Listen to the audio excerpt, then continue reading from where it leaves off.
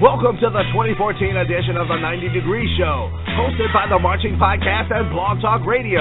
Advice may be misleading, but examples are always clear. And here's your host, the Phantom Podcaster himself, Joe Beard.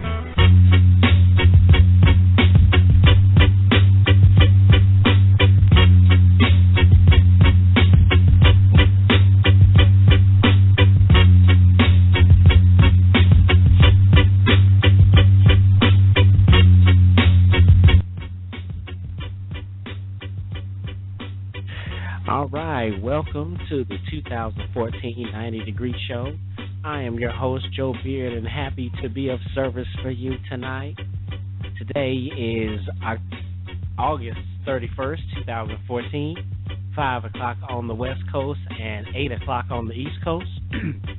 Excuse me, we appreciate all those listening live and listening in podcast form, whether through Blog Talk Radio, our website, Facebook, Twitter, or through iTunes, or any other social media advice that you may have.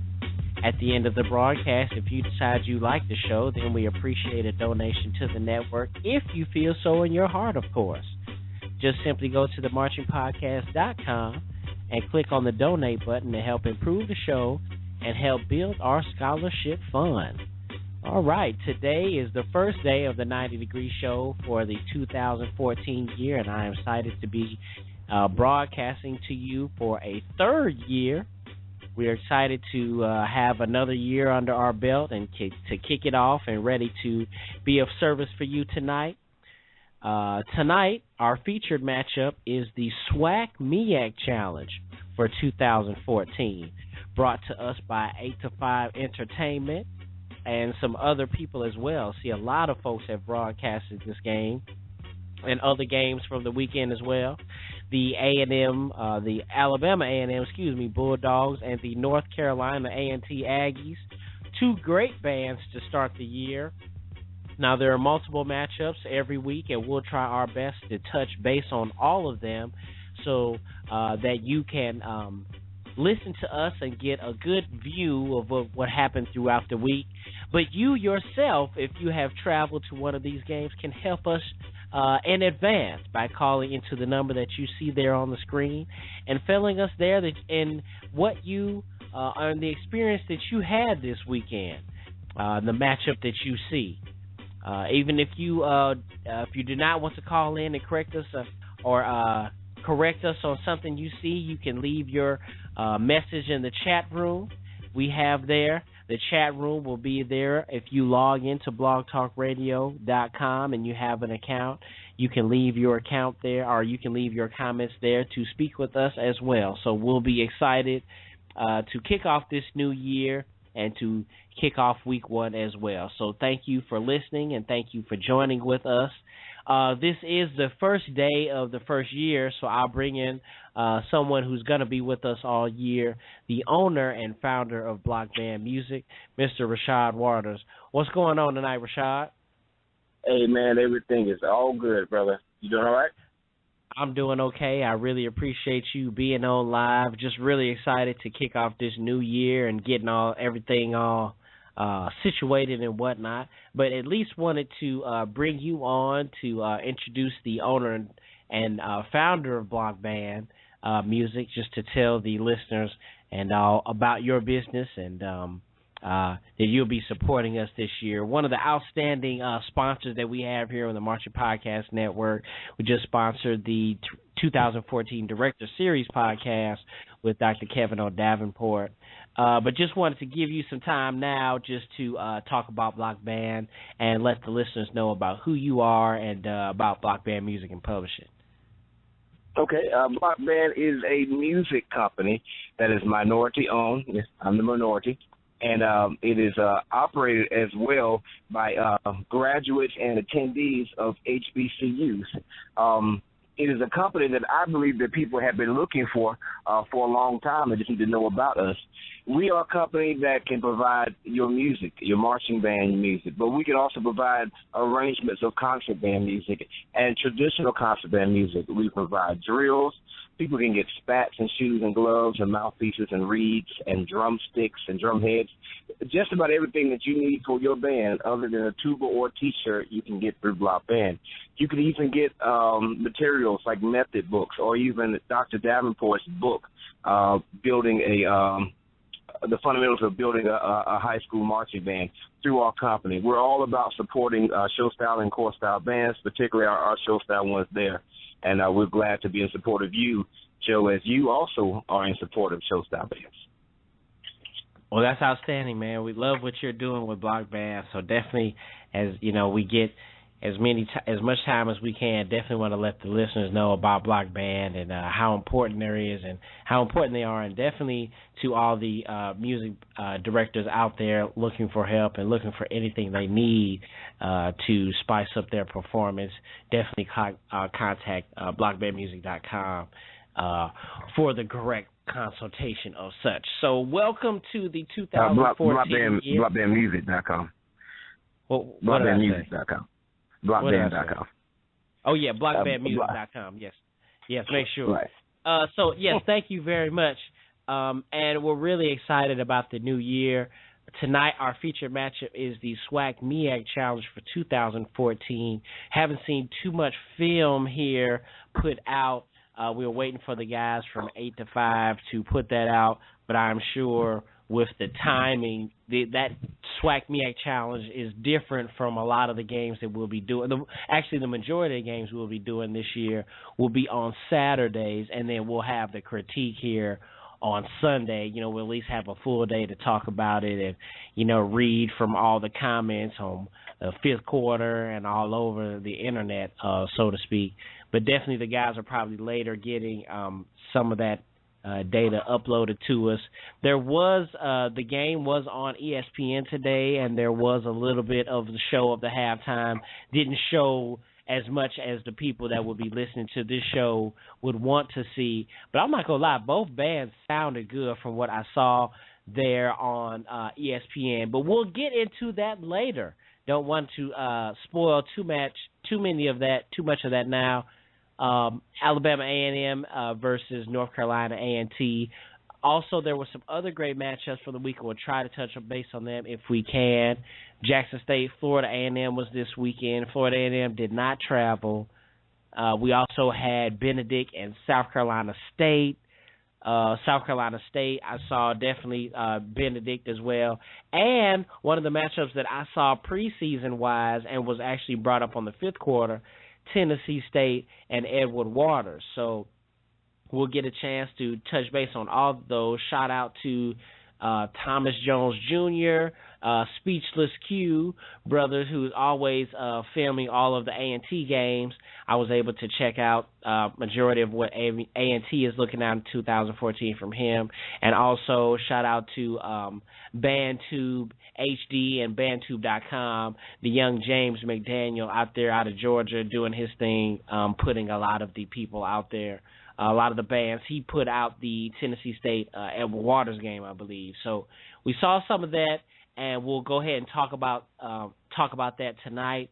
We'll talk about that in the first show. Then we'll get the great Prunalysis in the second segment, and we'll hear from you as well in the second segment. The last segment that we'll hear from tonight will be wrapping up the show, hearing from all of you in the phone lines as well, but we're also going to do a new segment this year, Word on the Street. Shout out to the Martin who I saw growing up as a kid. Word on the Street was his show, but Word on the Street, whereas we'll tell you based on the matchups we talked tonight, what we saw on the internet from the fifth quarter, Facebook, Twitter, all the social media, just so that you know how people are talking about these matchups via the street. So thank you very much for listening tonight. We're really excited to kick off the show. Again, thank you very much for tuning in tonight. This is a podcast, so we will go ahead and get into the first commercial break. You can email the show at marchingpodcast@gmail.com, tweet us at marchingpodcast, or follow our blog blog4.themarchingpodcast.com. If you are listening live and have a Blog Talk Radio account, you can tune into the chat room and leave your comments there. Last and definitely not least, let's check out the website at themarchingpodcast.com.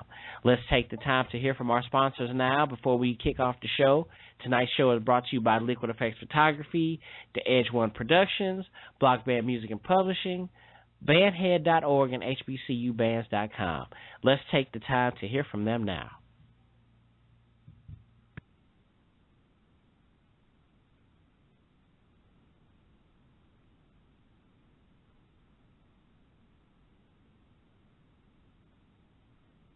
Having an anniversary party, birthday party, or better yet, you're about to marry that special someone? Liquid Effects Photography is the perfect choice to immortalize all your most special moments. With 10 years of dependable professional service that can deliver from the conventional to the best in cutting-edge technology and creativity. Come experience the uniqueness of Liquid Effects Photography. We serve the entire upper Midwest and will travel further upon request. Come check us out at liquideffects.com. That's LIQUIDEFFEX.com. Or call us at 773-454-5556. That's 773-454-5556.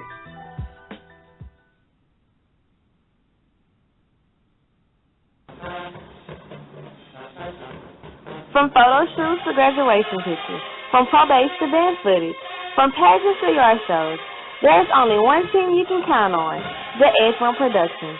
Visit theedge1.com and trust me, you won't be disappointed.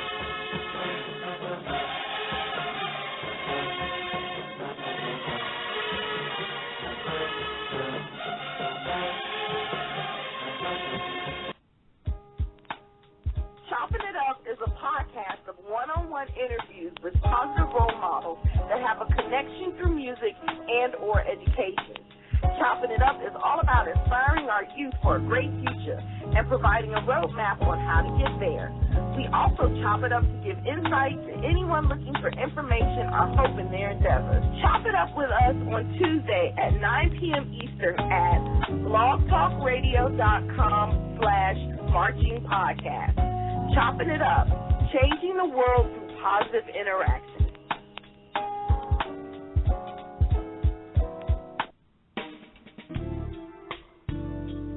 Band directors, have you ever found yourselves in this situation? Showtime is quickly approaching. Your budget is quickly disappearing. Your music choices are narrowing.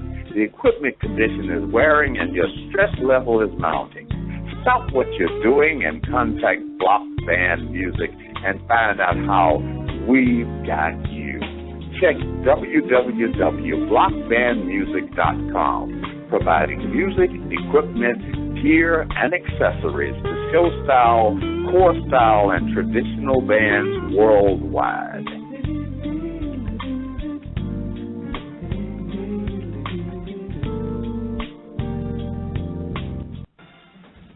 What if there was a Facebook for bands? Wait a minute, there is. Bandhead.org. Bandhead.org is a social network for HBCU show bands. You can create your own profile and post videos, photos, and comments on bandhead.org. Need somewhere to post events, audition schedules, job postings? Check out bandhead.org. Are you recruiting for talent? Go to bandhead.org. Bandhead.org, a social network for bands.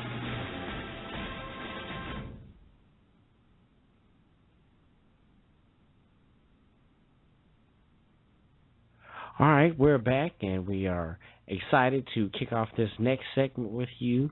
Thank you for all those who are listening live, and again, all those listening in podcast form.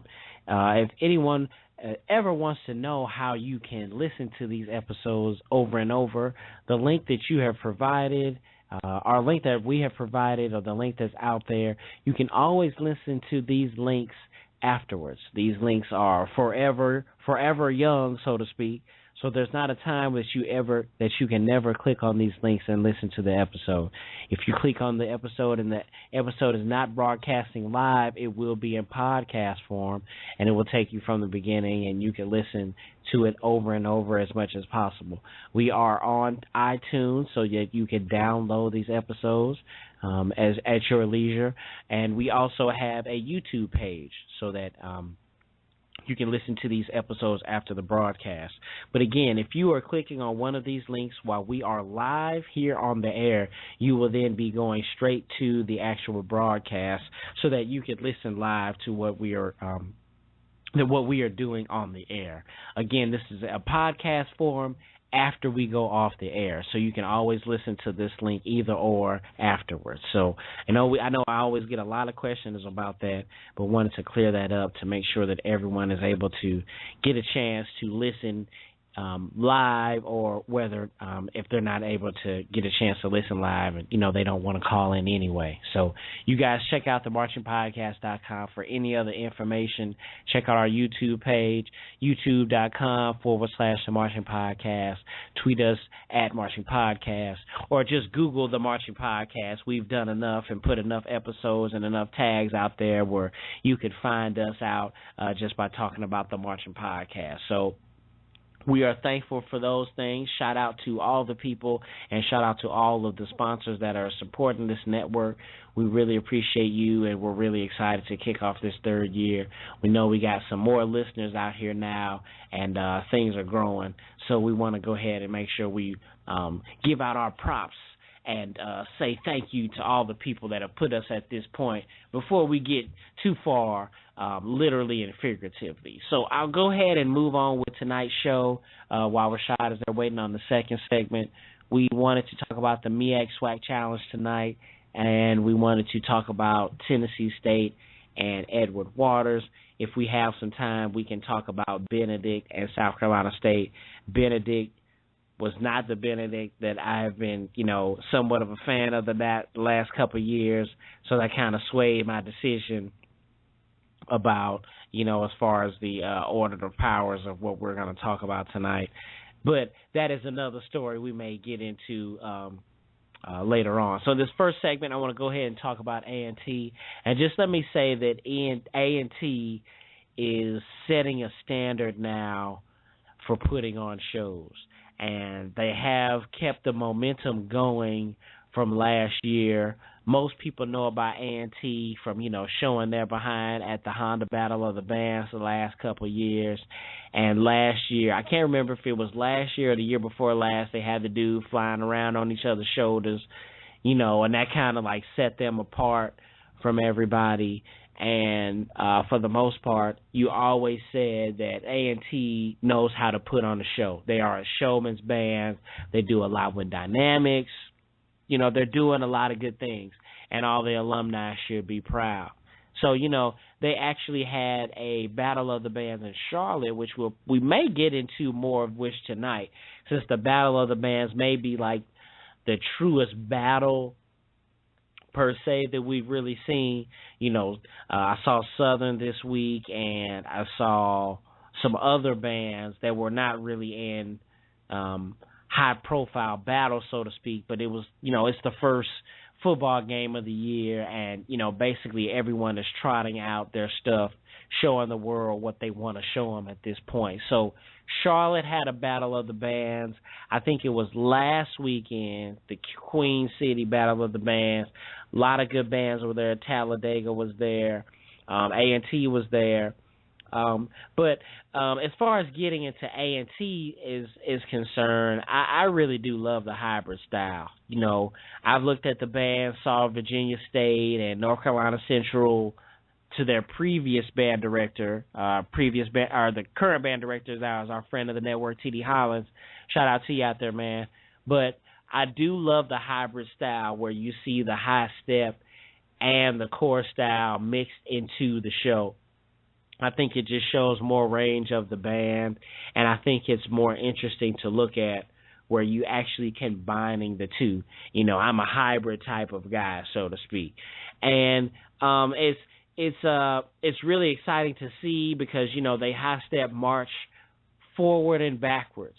They're pinwheeling, they're to the rear end, they're marching backwards, they're stepping backwards. It looks like they're heel and toe some parts. They're doing a good job of just showing their range. And I think that's what's really something that may be the theme of this year with the 90 Degree Show that I'm kind of noticing is, who has the most range? everybody is good at what they do. Southern is loud as you know what. Jackson State is technical, and now Jackson State is pretty much loud as you know what. Well, who can show the most range? You know what I mean? We can show range and musicality by showing that we can play the top 40 and we could play marches, so to speak. But who has the most range, so to speak, showmanship-wise? And A&T always seems to ring the bell with that. So I really like the hybrid style. I also saw in their show in Charlotte their trumpets were playing with mutes for a little stretch. Thinking outside the box. That's something that I like, and it's just something that's going to help you put yourself abreast the other bands. It's what they put in their show, but it's like the planning. They try to be unique, and I really love that about what they're doing right now. But they are a showman's band, and it's hard to compete with that in any competition. So really excited about A&T and their first show. The only, I guess, I could be critical about them is that there was some work. They played Working Day and Night on their show, and there was a lot of mushiness.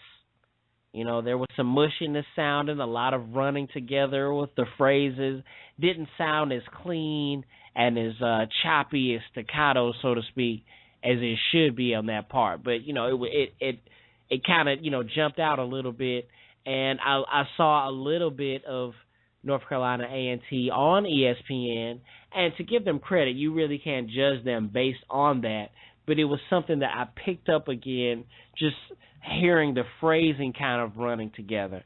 Now, mind you, this is, first game, and it's very early in the year, so all bands probably have something that, they'll get over, and it's an early critique.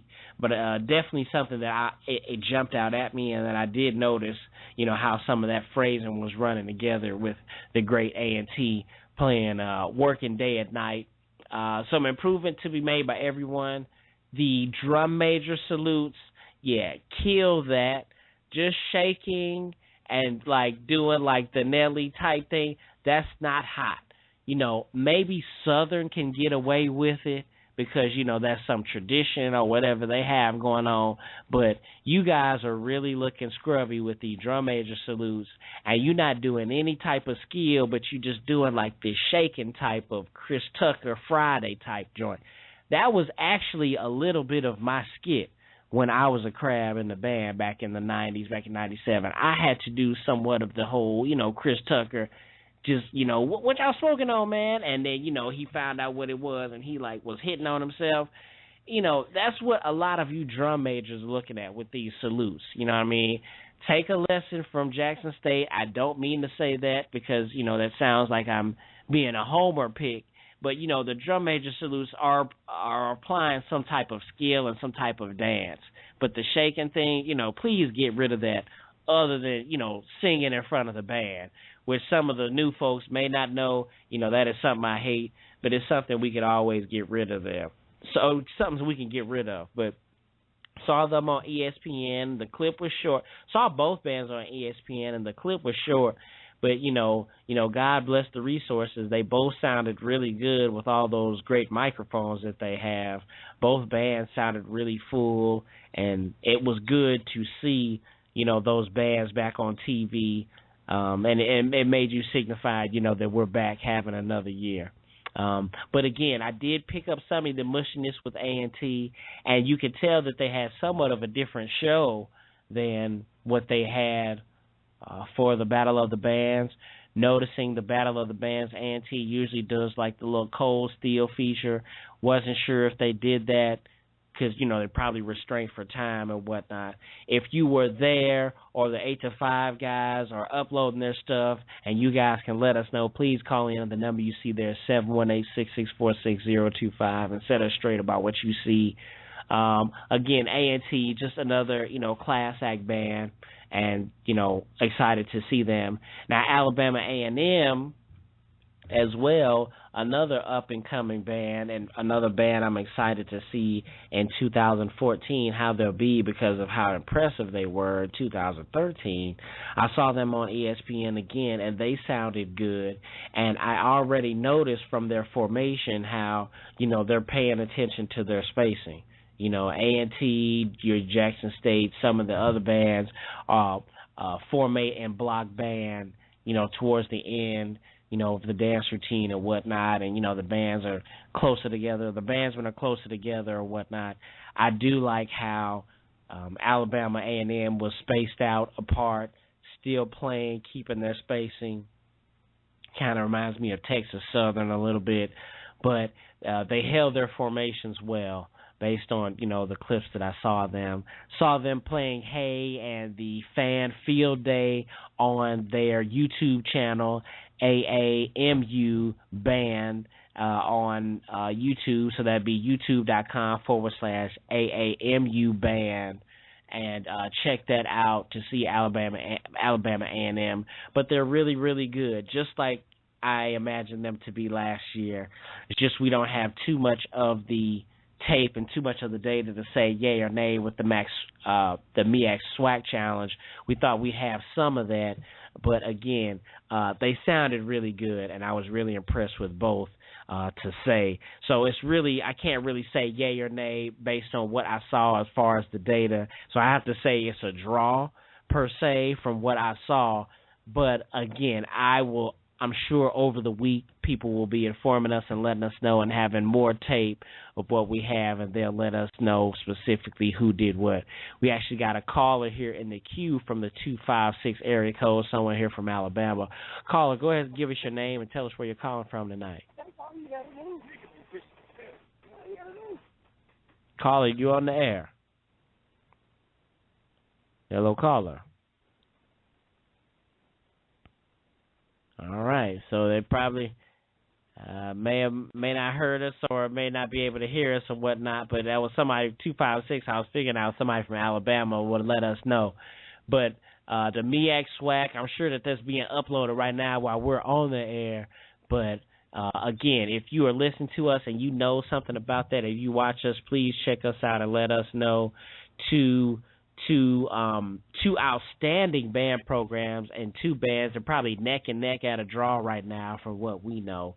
Also, let me go ahead and go on before we go on to the next segment. The next matchup we were talking about tonight, was Jackson State, Florida A&M. Florida A&M was unable to make the trip, but Jackson State still played there at home. It's always tough critiquing Jackson State or talking about Jackson State because it's my school and it's a school that I love, and I've always made sure to try to keep as objective as possible, not to be so much of a homer on the air. But Jackson State sounds good again this year. They're very powerful, not to be messed with, so to speak. And was really excited for them for their show this year. Wasn't really thrilled with the happy arrangement. And I don't know if that's going to be across the board, where maybe that's just not a song that's, 100% a band song, so to speak, but wasn't thrilled with that. And one thing about Jackson State, I'm just going to put it out there, we need to change up the show, y'all. It's been the same show for 30 years, the same format. We come out with Tiger Run On, we do our thing, we go into blowing. We have an outstanding drill. We look great on the drill, like how we look on the drill. We form the JSU, and then, J sets, and that's it. We definitely could take a page from the A&T playbook where, maybe we could incorporate some hybrid styles or just change up the show. But the folks in Jackson have been seeing that same show for a long time, and, I don't think it would hurt us to change. That's all I have to say about that. Did not see Fam. Fam did not show up, so, we can't say per se how it was. We love to give Fam a forfeit and just say Jackson State took the L, but it is not that simple. And, dealing with Fam folks, they'll be mad. So, we can't, we don't want to go there. You know what I'm saying? Last segment right before we get to our first commercial break. was Edward Waters, Tennessee State. Now, when I saw this on the docket, I thought it was going to be a much more hyped up type of thing. And Aaron 100 on the fifth quarter was asking people, what did you guys think about this matchup? And it had some legs because it went on for a while. I am always a fan of the small school that does big things and based on their numbers, they can't do the same thing as your bigger schools. But I love those schools because I feel that they carry our craft. And Edward Waters is definitely one of those schools. I was putting them in the class with like your Talladega, your Edward Waters, your Elizabeth Cities, you know what I'm saying, your Miles. Well, Miles probably is a different class now, but they were the same type of thing. And I remember them 2 years having more power and more nastiness than what I saw from them this year. They have a complete sound. They got a heart. They're tough. And their directors are doing an outstanding job. So we saw them against TSU, and they had a really decent show. Really small in size, but they held their spacing together on the field, something that I really can appreciate. And I was not sure if they had the big girl routine or if their big girls were actually the girls. Like, I think I'll stay away from that one, but I don't know if like they were the actual dance girls that were big versus like they were trying to show like the big girl routine. Because of course everyone does like the big girl routine, and it's like played out for like the last 10 years or whatever. But Edward Waters, and I believe I saw it on Mr. JT85 on YouTube. They came out with the big girls doing their thing, and they were wilding out, you know what I'm saying? And I was just like, hey, okay. And they were like, hey, we show diversity, blah, blah, blah.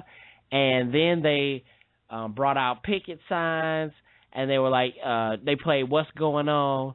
So it was like, yo, what's going on? What's going on with Missouri and everything, blah, blah, blah. What's going on? So it was somewhat of an attempt to pull at your heartstrings a little bit. But I thought it was done in a good way.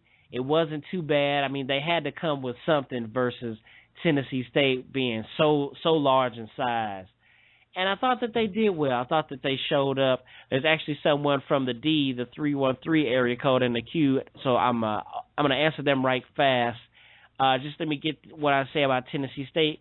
Tennessee State, they just had an okay show. Nothing about Tennessee State really jumps up and grabs you or makes you want to hit somebody in the face, they're really good. Decent energy, good energy, a little bit bland, but just good in all areas, not spectacular enough to make you just so exciting. Not sure what was going on with the Carlton thing that they had, but like they had to do it. It was like Carlton and was like dancing. He was like, hey, man, you hungry? You need to take a Snicker. And then he ate a Snicker, and then he started dancing different. So I wasn't sure what that was about, but it seemed like, Edward Waters had more of the crowd participation, like, hey, crowd, get involved with us type of show, to get more of a response. And I can say that I really love the TSU formation that the band formed at the end. That's really, really the bomb.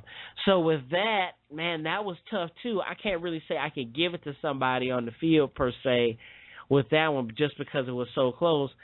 I will say that I want to kind of say that I give it to Edward Waters just because they came to Nashville, and Tennessee State being much bigger, having much more heart, not having more heart, but having more of the resources, more of the numbers, you would think that they would blow them away and not make it as close as it was. But Edward Waters came with a mission in mind, even though it may not have been as, I guess the response could not have been as potent as they had expected, but they came with a show that got the crowd involved. The crowd was paying attention. They were responding, which was much more than Tennessee State's. It just seemed like they were out there going through the motions, so to speak. And again, this is my opinion, but, that's just what I saw in Tennessee State. Another thing, too, before I get to the person in the 313 area code, Tennessee State, it seems like they do a lot of their drills similar to Jackson State, like the kaleidoscope drills, but they have the FAM, Bethune-Cookman numbers. And I don't know how that all the time looks. They have like the box formation, and there were like 6 boxes. You know what I'm saying? So it's like 6 rotating boxes out there. Maybe that's hot to some. I don't know. I'm just not really a fan of like 400 million people being on the field at one time. So again, maybe that's just a matter of opinion, matter of theory. But again, I think that Tennessee State should have blown Edward Waters much more out of the water, so to speak, than they should, especially them coming to Nashville and for them being smaller. I think they kind of left the door open, so to speak, for a little critique. We'll go ahead and get to this person from the 313 area code before we go to our first commercial break. Person, go ahead and give us your name and where you're calling from tonight. Mario Warren, calling from Gainesville, Florida, on the way back to Huntsville, Alabama. What's going on, man? How you doing? Doing pretty good, man. Just leaving that rainy, hot game. Just try to give you guys a call and see what you guys thought. I didn't hear everything. We didn't see too much tape of the game. I saw like the ESPN. I saw it live, and then I think someone on the fifth quarter put the game. The ESPN showed. It was only like 7 minutes. You know what I mean? But what did you think about the game, man? What did you get? What was your take about it? Well, I think both bands did well. It was extremely hot, which can, zap your energy. Both bands have some areas, they need to work on. I'm sure you guys know that I'm on staff now at Alabama A&M. There's things we need to work on, but I'm proud of the students. They did well. We practiced hard and they performed well. But we still have areas to work on, and we turned the page. Now we're on to Tuskegee. Prepare for them. I heard that. Well, I definitely want to make sure I get your information so we can do a chopping it up interview with you. I really like how Alabama A&M has come on in the last 3 years, and from what I saw from Alabama A&M, the band really did well with the formations as far as the spacing, like holding their steel formations, and they sounded really good, man. How did you feel about how the band sounded? Well, that's an ongoing process, man. That developing that sound. The director of band, Sir Carlton Wright, he's a big stickler on that. That's one reason he brought me in, because he liked the way my high school band sounded, Whitehaven High School. So I had been arranging for him. So he brought me in. We're trying to refine that sound and get, we try to let them loose a little bit in the stand. Because, of the type of bands that we are competing against, but we want that field presence to be top-notch, and we're getting there. We're getting there, but it's an ongoing process. Well, yeah, man, I sure appreciate it, man. I'm really enjoying Alabama A&M, especially like last year. I think you guys played Pretty Girls, I believe, and we actually used that for our director series introduction over the summer. So that's something that we've been having our eye on you guys. So we were really excited when we saw this matchup on the schedule. But again, we knew that we were kind of worried about on Sunday what we would be able to see before the broadcast. But you said it was pretty hot out there, huh? Oh, it was blazing. It was blazing, and then it started raining. Like monsoon towards the end of towards the middle of the fourth quarter, they had a scheduled fifth quarter which they canceled, and our football team was getting straight annihilated. Right. They were Yeah, I did see. To work on. Right. I did see the athletic part of the competition. Yeah, we did see that. So it was like 51-6 or whatever. So we just started playing. So we kind of had a the fifth quarter in the fourth quarter. Mm-hmm. And we played a few songs after the game. And, it was so hot. It was just time to get out of there. Right. Well, that's what's up, man. We sure appreciate you calling in and letting us know, what was going on there. I know the guys, the 8 to 5 guys, are probably getting back or probably having some issues, but again, man, we really appreciate it, and we want to touch base with you. So I definitely want to do an episode with you because we'll be looking at you guys this year. Definitely the Jackson State Alabama A&M matchup this year. I'm really looking forward to that game because I imagine that one's going to be really good. Yeah, I'm looking forward to it, and I think we should if we keep on improving at the rate we're improving, then it should be a very good matchup. Well, that's what's up, man. Oh, I appreciate it again. Now, are you from Detroit? I just asked you, are you from Detroit? No, I'm from Memphis. I lived in Detroit for 6 years. Okay. I taught at River Rouge High School. Oh. Okay. And so I moved back to Memphis in 2007, and I went to Whitehaven. Okay. From there, now I'm in Huntsville at A&M. Yeah, man, that's really cool. Oh, I'm sorry. Go ahead, brother. No. I was just calling in, man. Say a few words, man. I'm, listen to you guys for the conclusion of the show. Well, that's what's up, man. I sure appreciate it, man. We're going to go ahead and get into the second segment. We appreciate the young brother calling in, the one of the associate directors at Alabama A&M. And, again, it's always good to see someone calling in to touch base with us. We're going to go ahead and get into the segment of the show and bring in our analysis here on the 90 Degree Show for Week 1, the 2014 90 Degree Show. The MEAC SWAC Challenge.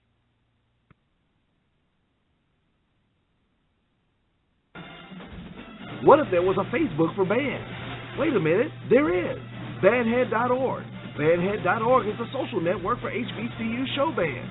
You can create your own profile and post videos, photos, and comments on Bandhead.org. Need somewhere to post events, audition schedules, job postings? Check out Bandhead.org. Are you recruiting for talent? Go to Bandhead.org. Bandhead.org, a social network for bands.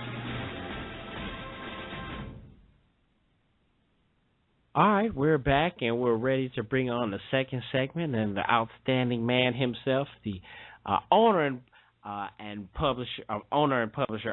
founder of Block Band Music, Mr. Rashard Waters. What's going on today, Rashard? Grand potentate or something or another, right? I know I'm all over the place, man, today, man, getting stuff situated. Thank goodness that tomorrow's a holiday, and I try to be able to catch up with myself, man. But glad that you on for another day and another season. How has the off season been for you, man? Oh man, really good.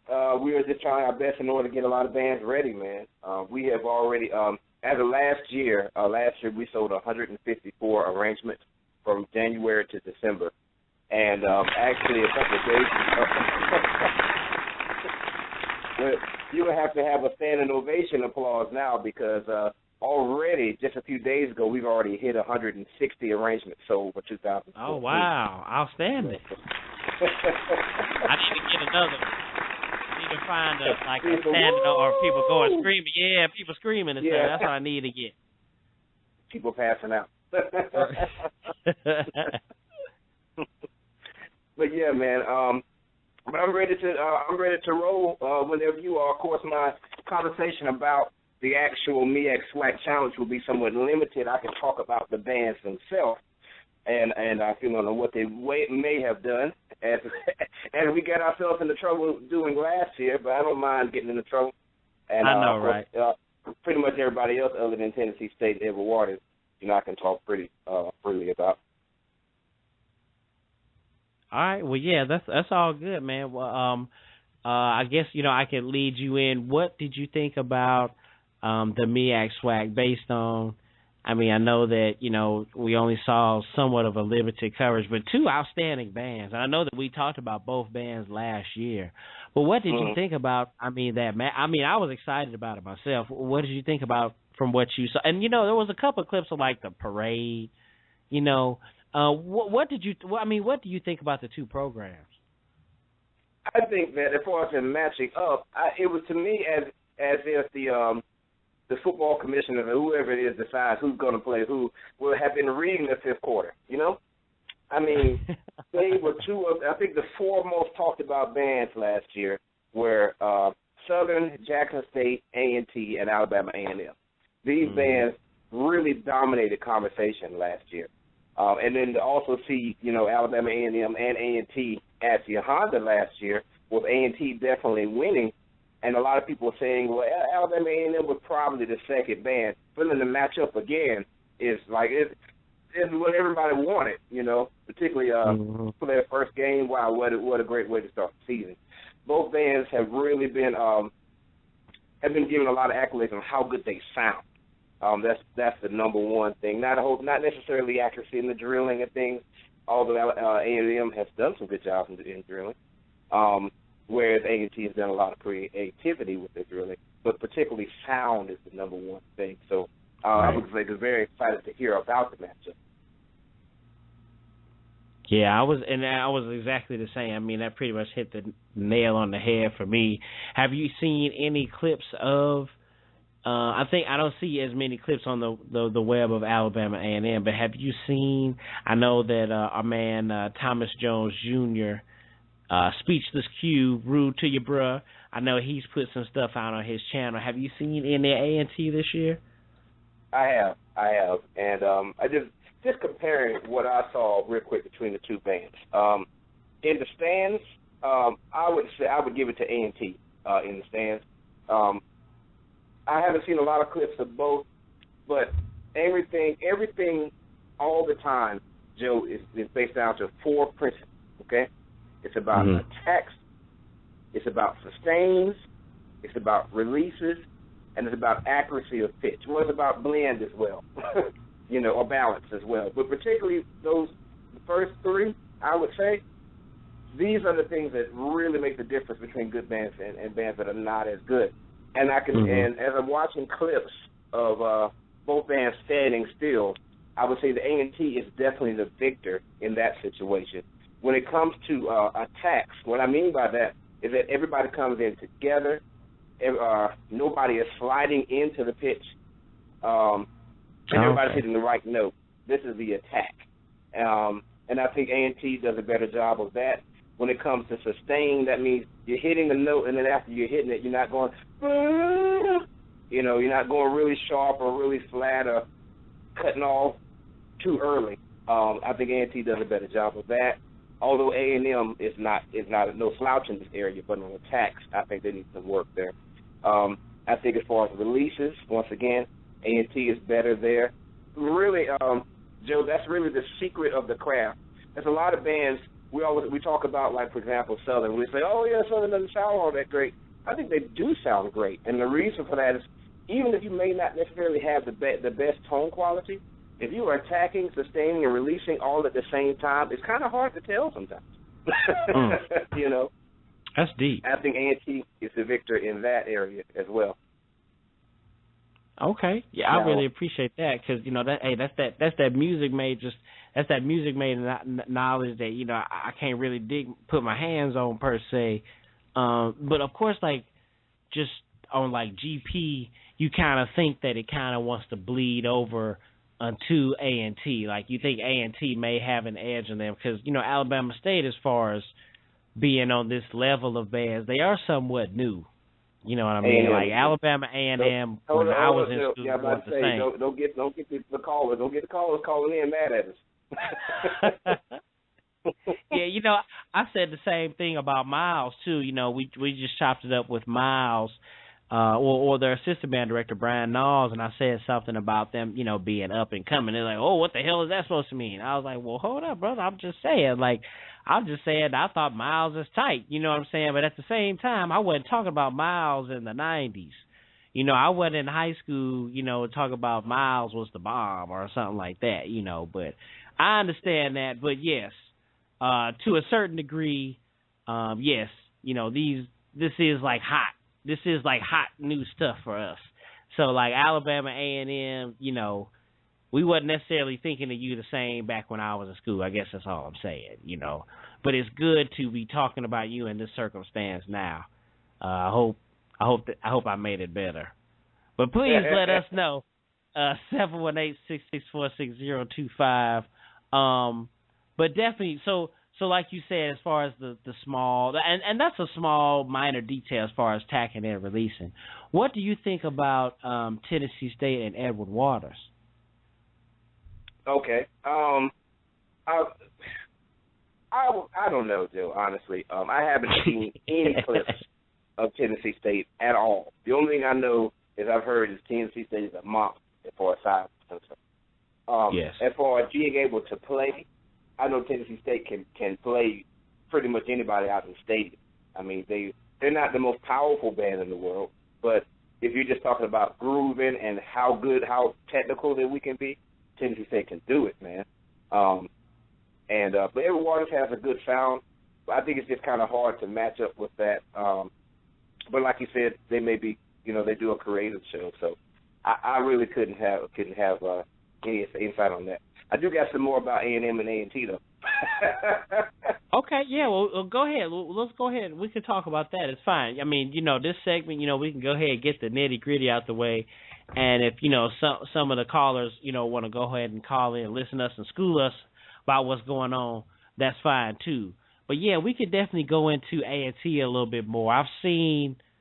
Probably they've been the most that I've seen. I mean, I saw like 3 or 4 at Jackson State, but of course, I don't look at Jackson State the same. But I've seen a lot of A&T. You know what I mean? What do you think, man? Go ahead and school us some more, please. Okay. Here is the thing with A&T right now, and this is a battle that every show style band has to fight. It is, what is my challenge level versus what is my ability level? Okay. Challenge level is how hard is this music, how hard is this show that I'm trying to do? Ability level is your ability to do it. From a challenge level perspective, honestly, A&T, I'm just going to lay this out there. I'm just going to put it down and let everybody else kick it and stomp it if they want, but it's true. A&T is on a level of challenge that's way higher than anybody else, way higher than anybody else in the game right now. That's just true. Mm-hmm. The things they're doing, the show that I saw, the 20-minute long show that they saw with all the different moves that they did, lots and lots and lots of dynamics, lots of exposed parts. It was a lot of visuals. A really, really tough show. A lot of visuals, yeah.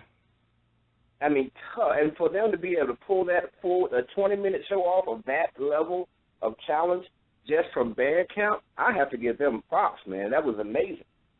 Here's the problem, though.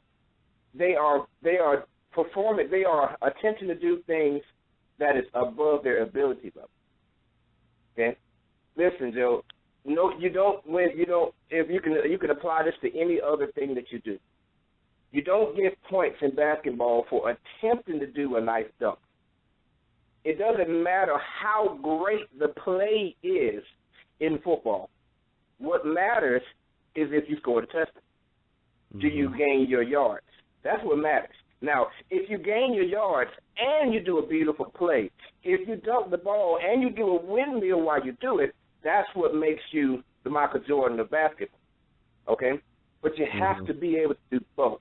What A&T is attempting to do is to be able to put themselves into a level where they are the number one band in the country right now. But like I said, they are attempting to perform at an ability level that's a little bit higher than their what they can do. And I think they might need to back off a little bit. One guy I noticed on the fifth quarter, one person talked about the A&T show, and he said, one thing about A&T, I don't think they pay enough attention to detail. I think that comment is completely wrong. I think they pay a tremendous amount of attention to detail. However, if one band is paying attention to 15 different things and another band is paying attention to 100 different things, it's very easy to miss a lot. I think they kind of need to back it up a little bit and make sure that the ability level of the band matches. Like, for example, they do these core-style formations, and that are great. But with a core-style formation versus, let's say you make a slant. If you make a slant and it's perfect, people are excited. Oh, wow, look at that line. That's really straight, But if you attempt to do a geometrical formation, which is harder to do, a curvilinear formation, which is harder to do, if you don't absolutely nail it, it has no visual effect on the audience whatsoever. None. The audience is not excited about that. They're like, what's that? And we saw a lot. The other thing that's happening with A&T is also, I think A&T is continuing to find themselves, and they need to make sure that they're not overshooting their target as far as their shows are concerned. So, for example, the Queen City Battle of the Bands, it was a good show, and from people who know band, they would say, wow, that was a good show. But from an audience perspective, it needed to be tweaked, maybe made a little bit shorter. They needed to nail the impact points a little bit more. They really didn't nail it. Versus a band like Talladega came in there. Talladega came in there, did half a drill. They lined up off the 50-yard line, but they stopped and they parked and they blew the stadium down. And average people would have walked out of that stadium saying Talladega was amazing. Because Talladega, on the opposite, they did a show that was basic, middle school show. I'm sorry. It was. Wow. It was a middle school level show. But their playing level is way above that, so they sounded really, really good at playing something that was really, really simple, and that's how you win. It doesn't matter, once again, it doesn't matter when two football teams are playing, it doesn't matter who has the best plays. It matters who scores, and that's what Talladega did at the Queen City. It's funny you say that because I have not looked at that Talladega. I have not looked at that Talladega performance. I know a lot of people were talking about it. But right quick before we go to commercial break, before our last segment, who do you think won that Queen City Battle of the Bands? Because it sounds like you said Talladega kind of showed up a little bit. Because I was assuming that A&T would just beat everybody. You know what I mean? Was it that simple, or did Talladega kind of show up better than what we were expecting? No, I would be sacrificing myself as a bandsman if I said that Talladega beat everybody. And also, I didn't see every other band. And I don't want to hate on Talladega. I'm just telling you that what they did was they did a very short drill. They stopped and they played through. They stopped. They didn't do a dance routine. They didn't move anymore, not whatsoever. After they did their drill, they stayed and they played like 3 or 4 songs in place. That's not a show. You know what I mean? I can't say that. There's no way that as a bandsman I can say they had the better show. However, they sounded great. Yeah, they were very exceptionally powerful. And that's what really makes them jump out at you. Is you hear them 40 people line up, and then it's just like, whoa, what is that? You know what I'm saying? That's what kind of makes me surprised at them. You know what I mean? Oh, okay. Oh, I see now. I see. You haven't seen them this year. Well, I mean, maybe 45 people for 80 people. I mean, I'm not thinking like they like Fam or like, or not Fam, but like Bethune or Tennessee State or something like that. Yeah, Talladega's sitting on about 200 people, dude. Oh, yeah. See, you know what? I'm glad you said that because that's going to make me want to look at that clip. Because no way in hell they about 200 people just in this 1 year like that? Yes, they are about 200. They feel okay, so we got to find out what's the cheating standard. Because if folks is cheating in the football and all of a sudden like your Baylors and all these schools coming out of nowhere, how does your Talladega College come up to be 200 people? What is really going on? I mean, hey, I like seeing it, but how are they pulling that off? That's what I would like to know. You think they got some high schoolers in the band? I don't know if it's high schoolers or the band directors. They passing out women at the club, or they passing out cars, or was it the Blue Chip where they gave Anthony Hardaway mama Alfre Woodard like a job in the house? I don't know what's going on, brother. You know what I'm saying? But I mean, damn. But I mean, that's a good thing. But is Talladega College, is that a private institution? I don't know. Because another thing I think about is like straight up tuition. Let me say this real quick. I do know this happened, Joe. I found out from one of my brothers. I don't know why this happened, but apparently the president of my fine distinguished university, Hampton University, recently donated $1 million to Talladega because he went to Talladega first. Oh, okay. So, but $1 million will only get you so far. You know what I mean? But right. Apparently he did. Now, on the other hand, we could have used that in our own band, just to say. But I'm just saying. But anyway, so he didn't necessarily give it to the band. I mean, he just gave it to the school. But I guess Talladega gets it as far as where they need to put their money if they want to be recognized in America. Yeah, I mean, and with that smaller tuition, I'm sure that they could do a lot with it. You know what I mean? Yeah, they can. I mean, they can put it where they want to. It's really an interesting thing. Speaking like those Miles, another up and coming school will be playing Hampton this year. It's one of the games we pointed out on our schedule this year. So that'll be definitely something interesting that we can talk about. Mm-hmm. So I'm gonna go ahead and let's go ahead and get to our last commercial break, and we'll get to the last segment. Again, we'll just get each other's picks. Looks like we both agreed as far as we can't really see too much of the data based on SWAC MEAC being just being over really a couple hours ago, and probably as we're on the air, we're probably getting videos and stuff. But please don't forget, you can go to our website, themarchingpodcast.com, and vote on who you think won our featured matchup. We'll have that open throughout the week, and then we'll close it right before we read the winner next Sunday on our Week 2 broadcast.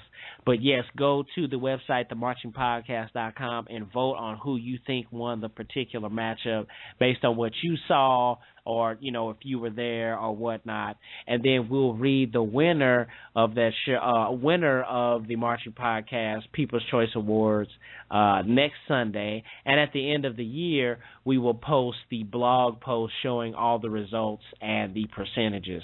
I was it's really funny to do this show now and then see the response of what people say back to you. We have a lot of the haters. The haters always want to put themselves out there. But it's really funny seeing people respond to the People's Choice Awards talking about the Marching Podcast. Like, man, y'all stupid, man. Y'all tripping, man. Why y'all? This is for you. So just to let you know, the Marching Podcast People's Choice Awards are just a report of when we put these particular matchups out there to the public, what you respond to us and say. We are not saying yay or nay to who wins these particular matchups. This is all based on what you vote on when you go to our website, themarchingpodcast.com. So please go to our website, themarchingpodcast.com, and vote on who you think won the Week 1 matchup. Okay, like I said, we both think that we couldn't have enough data for the SWAC MEAC Challenge for Tennessee State and Edward Waters. That halftime battle is posted on the fifth quarter. Someone did post it there, and I was able to take a look at that. Again, like I said, I think that it was a draw, but you, in a way, have to give that a slight bit to Edward Waters because they were on the road. They're a whole lot smaller than Tennessee State, and Tennessee State should have blown them out the water. Like, they should have made sure that they did not want to even come back to Nashville for even anything, not even for those biscuits at that fried chicken place down the school next to Fisk out there in Nashville. I forgot the place, but you know where it is. People get them biscuits out there from that place. But they don't even want to go back to Nashville because of the butt whooping that the aristocrat of bands put on them, and that did not happen. I feel like Tennessee State definitely left the door open for Edward Waters to have a lot of confidence on them.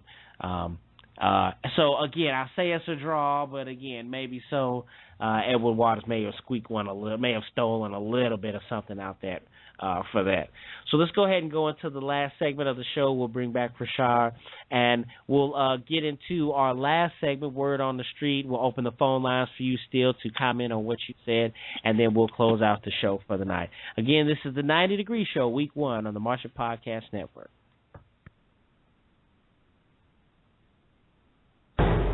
This is Curtis from 80minutesofregulation.com. From referees whistle to drum majors whistle and back, your source for sports and marching and athletic music. You're listening to the 90 Degree Show on the Marching Podcast Network.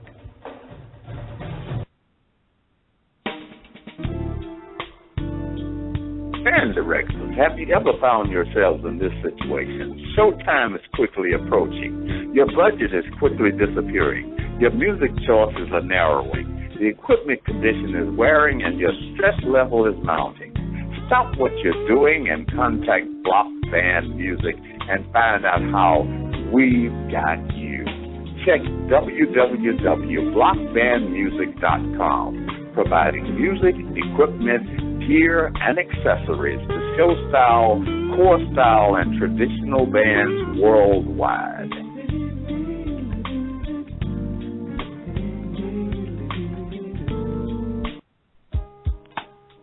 Chopping It Up is a podcast of one-on-one interviews with positive role models that have a connection through music and or education.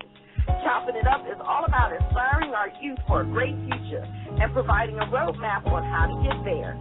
We also chop it up to give insight to anyone looking for information or hope in their endeavors. Chop it up with us on Tuesday at 9 p.m. Eastern at blogtalkradio.com/marchingpodcast. Chopping It Up, changing the world through positive interaction.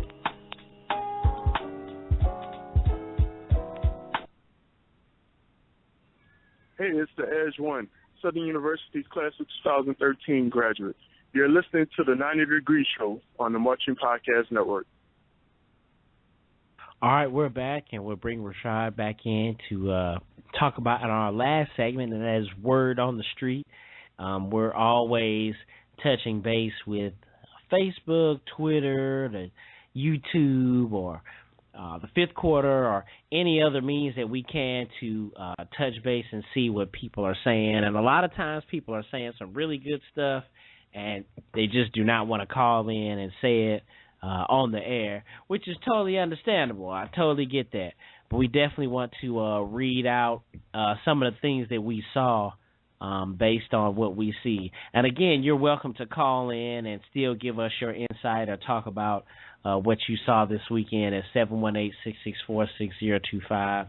This is the 90 Degree Show, brought to you by the Marching Podcast and Blog Talk Radio. Thanks for listening. Rashad, I'll go ahead and ask you right quick, man. The two games that we talked about, and we kind of talked about, who we kind of gave it to. Do you see any of those bands and an exciting matchup coming in the upcoming year? Oh, I think that A&T FAMU will be interesting. Nice little rematch from I think that was it's been years since those two bands have matched up. I think it was I don't even remember when it was. Last time I think it was in Greensboro. And I honestly had to really check the schedule to talk about that. I've been selling this music, man.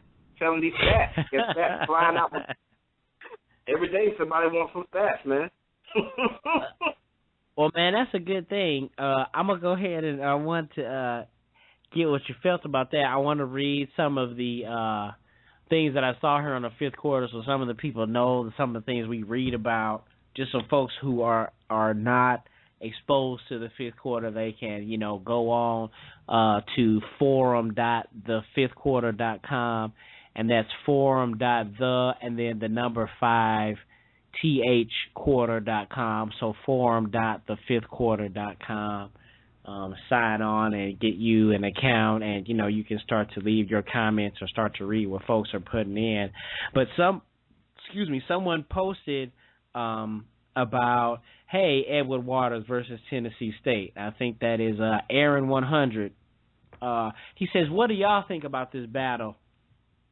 A lot of people were given to the affirmative, saying, yeah, that's going to be a good battle, blah, blah, blah. But it started to get a little crump.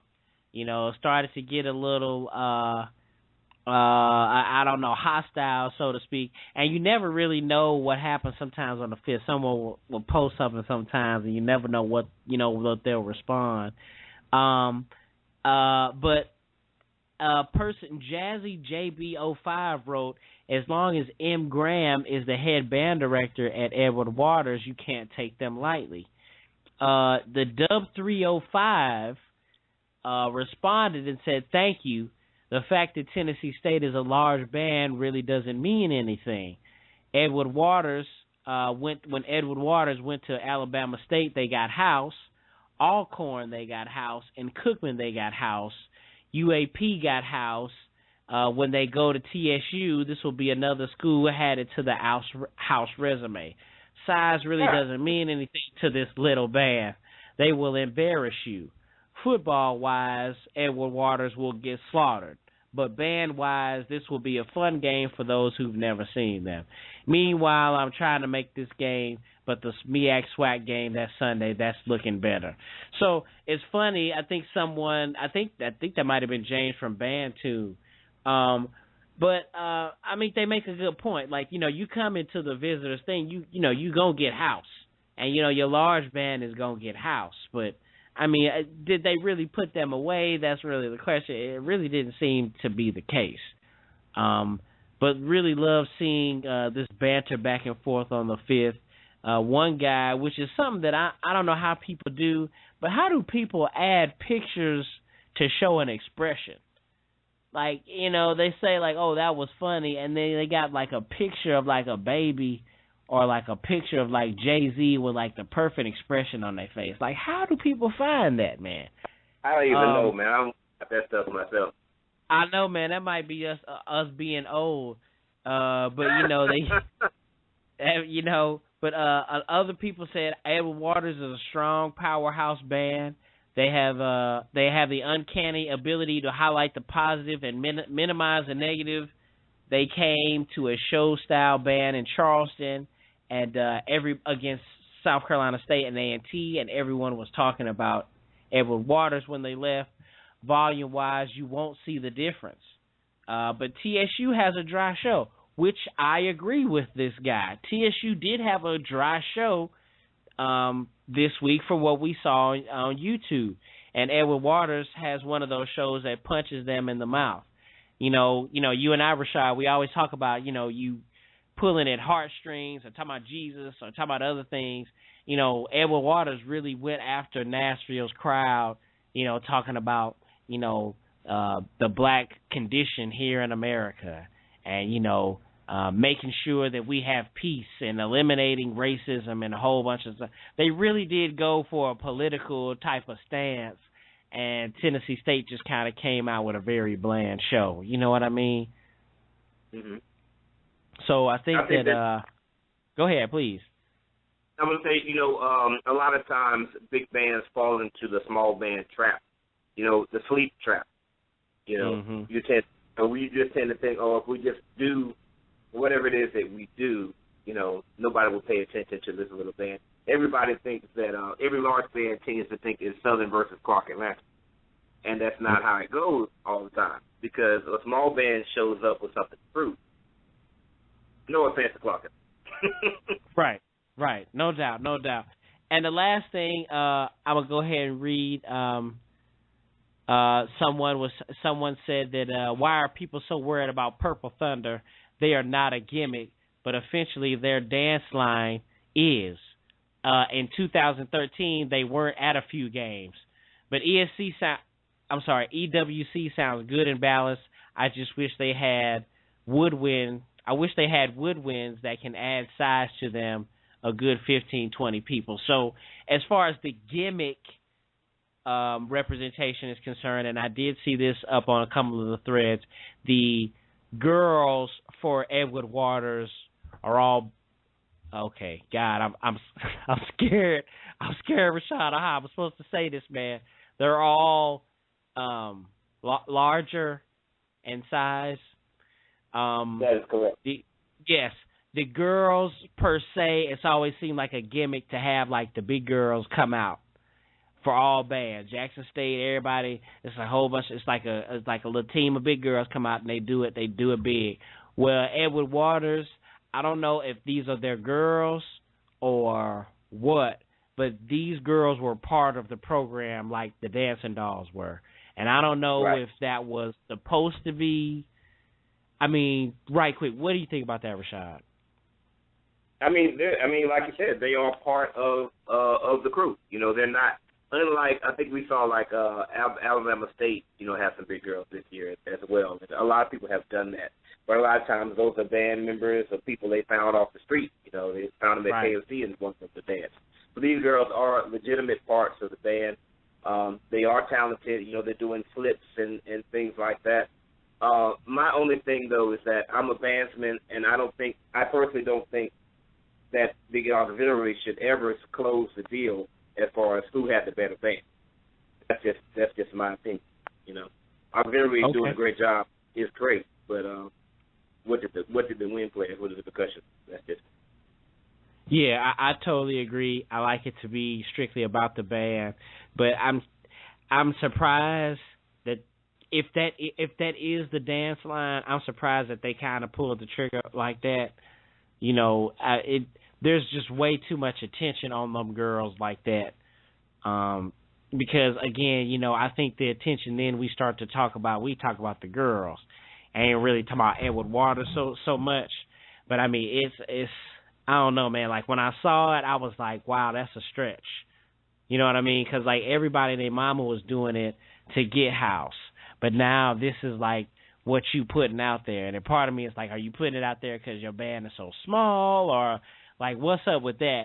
I don't know. I just can't really say I'm all 100% thumbs up about it because it is. Well, you know, I think it's full on attention, and you know, I don't know. That, I know Marcus Graham personally, and you know, it's just a part of their group. You know what I mean? Like, I think what happened was what did he tell me happened?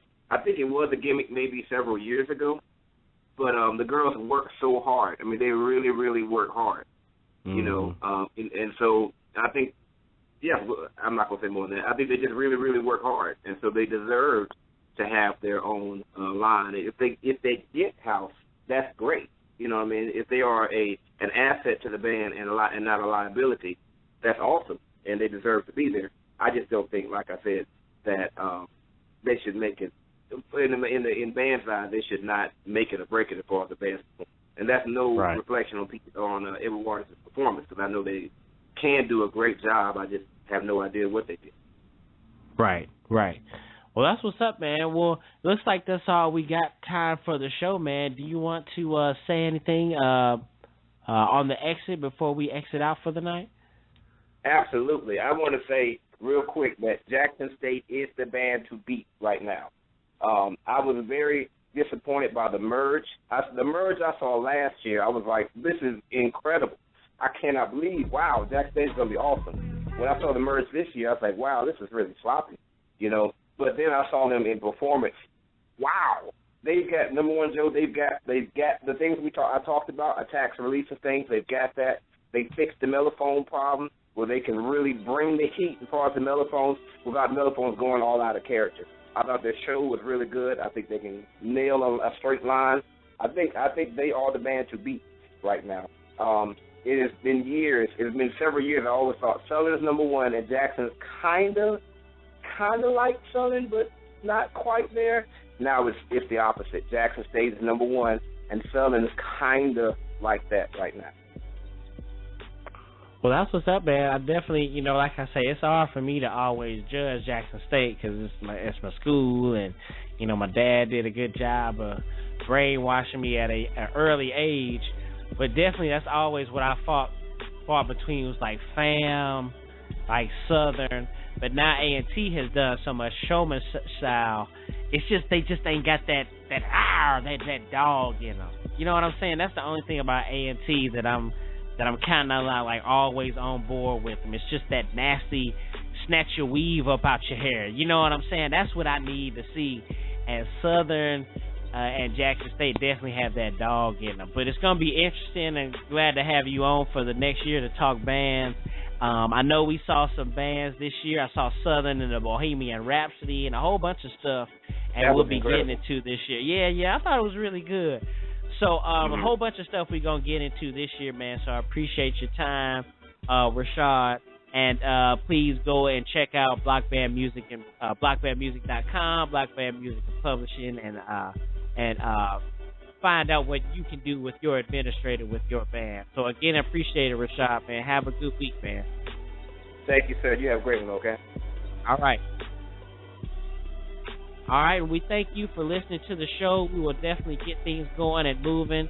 Hopefully we'll have some more data for our future matchup next week. I think next week, I will look that up right quick, but we have another outstanding matchup. But you guys can go ahead and check out our blog, blogthenumber4.com, for the schedule for the Marching Podcast 90 Degree Show this year for the 2014 year. While I was talking, the advancements of internet went ahead and pulled it up for me. But next week is Elizabeth City at North Carolina Central. That should be really good because Elizabeth City is really up and coming, and North Carolina Central under the new direction of a friend of our network, T.D. Holland. So we definitely want to check out that, and make sure you check us out next week. Thanks again for listening. Go to themarchingpodcast.com and vote on who you think won the MEAC SWAC Challenge from this week. That's all the time we have for the show tonight. Thanks for your time. Thank you for listening. Donate what's in your check out the website and donate what's in your heart to themarchingpodcast.com. Like us on Facebook. Follow us on Twitter. Thank you for listening. And remember, the lectures you may deliver may be very private, but I'd rather get my lesson by observing what you do. See you next time.